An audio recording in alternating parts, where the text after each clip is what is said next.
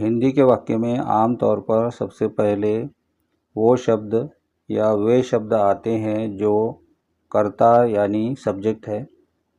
उसके बाद वो शब्द या वे शब्द जो कर्म यानी ऑब्जेक्ट है, और उसके बाद वो शब्द या वे शब्द जो क्रिया विशेषण यानी एडवर्ब है, और आखिर में वो शब्द या वे शब्द जो क्रियापद यानी वर्ब है।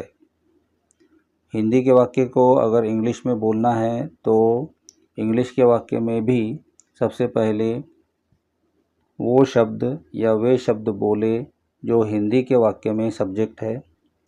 उसके बाद इंग्लिश के वाक्य में वो शब्द बोले या वे शब्द बोले जो हिंदी के वाक्य में क्रियापद है। क्रियापद के बाद इंग्लिश के वाक्य में वो शब्द या वे शब्द बोले जो हिंदी के वाक्य में ऑब्जेक्ट है, और उसके बाद इंग्लिश के वाक्य में वो शब्द या वे शब्द बोले जो हिंदी के वाक्य में एडवर्ब यानी क्रिया विशेषण है।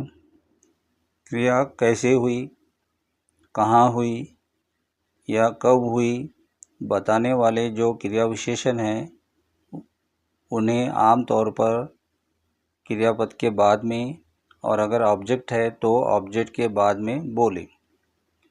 क्रिया कितने बार हुई ये बताने वाला कोई क्रिया विशेषण है तो उसे इंग्लिश के वाक्य में क्रियापद के बिल्कुल पहले बोले। हिंदी की तरह क्रिया कहाँ हुई या कब हुई बताने वाले जो क्रिया विशेषण हैं उन्हें सब्जेक्ट के पहले भी यानी वाक्य के शुरू में भी बोल सकते हैं। उसी प्रकार अगर ऐसा कोई एडवर्ब या क्रिया विशेषण है जो पूरे वाक्य को लागू होता है तो ऐसे क्रिया विशेषण को यानी एडवर्ब को सब्जेक्ट के पहले यानी वाक्य के शुरू में भी बोल सकते हैं।